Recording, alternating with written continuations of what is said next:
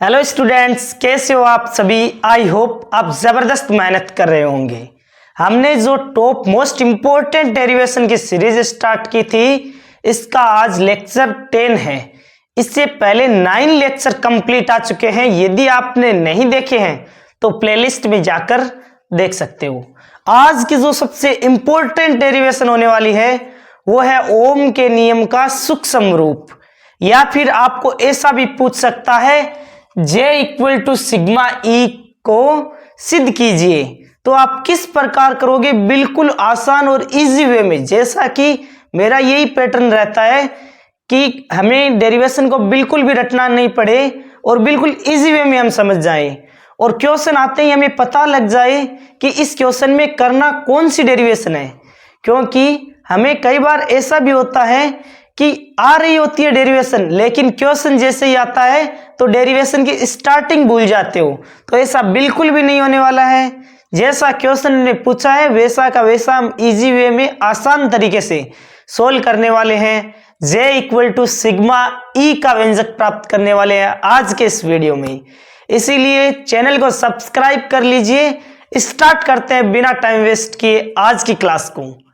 सबसे पहले हमें एग्जाम में क्वेश्चन कैसे पूछ सकता है कि अपवाय वेग के आधार पर ओम के नियम का समीकरण J vector equal to sigma E vector का सूत्र प्राप्त कीजिए। या फिर कैसे आ सकता है, ओम के नियम का सूक्ष्म रूप लिखिए। तो हमें किस प्रकार करना है? सबसे पहले हमने इससे पहले ही वीडियो में पढ़ा था अपवाह वेग और विद्युत धारा में संबंध। क्या पढ़ा था? हम जानते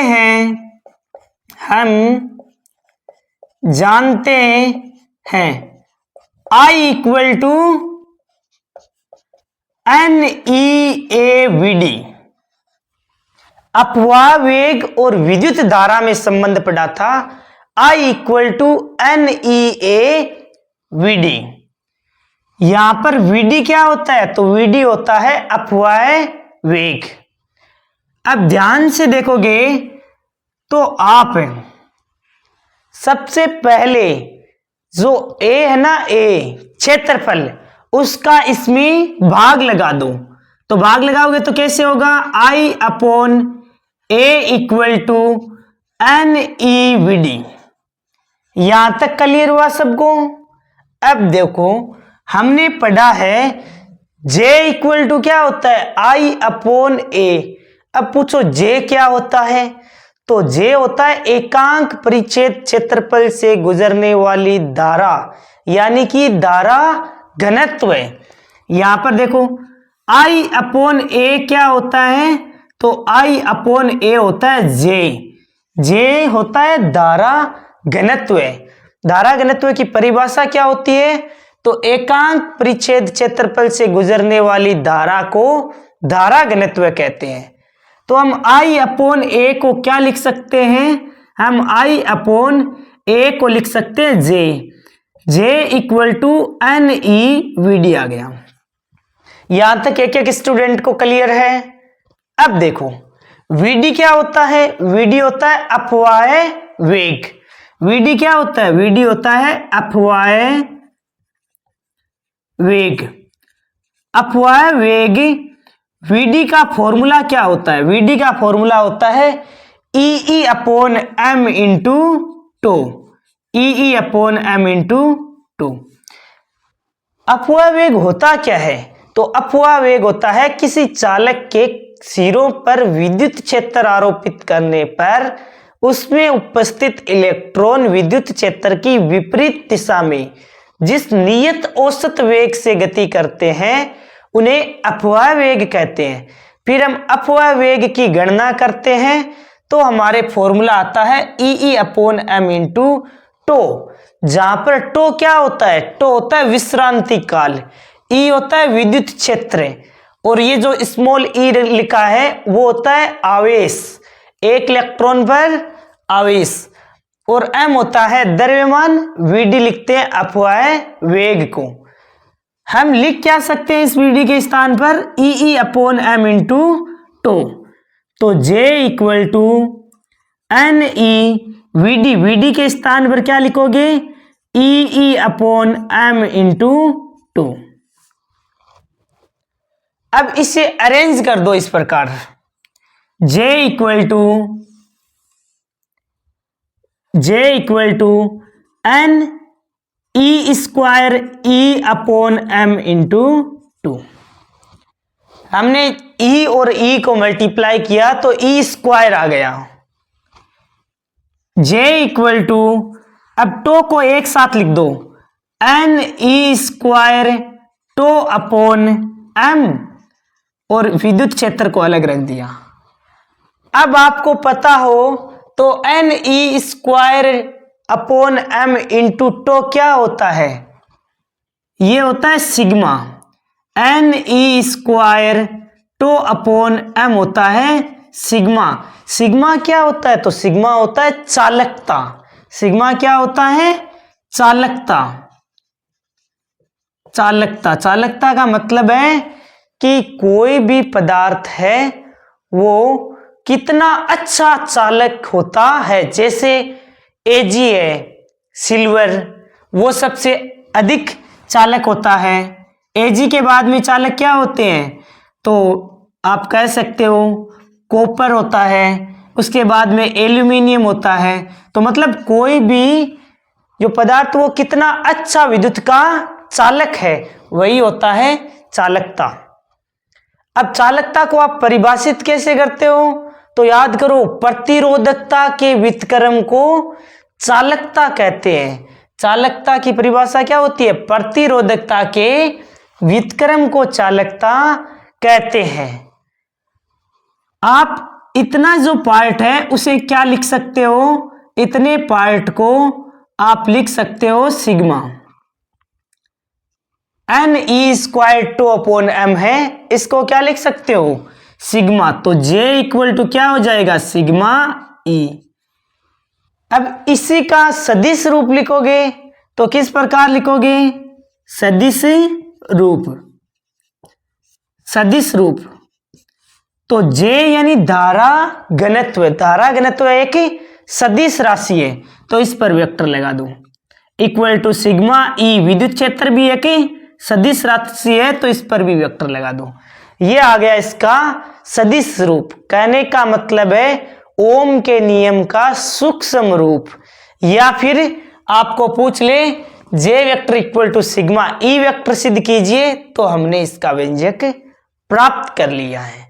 बिल्कुल आसान और इजी वे में आपको समझ में आया होगा। एक बार फिर से देख लो, कोई भी डाउट हो तो कमेंट बॉक्स में लिख देना। पूछा है ओम के नियम का सूक्ष्म रूप है, वो लिखिए। तो सबसे पहले हमने पढ़ा है धारा और अपवाह वेग में संबंध, I equal to N E A V D. अब ए का भाग लगा दो तो I अपॉन ए हो गया, एन ई वी डी।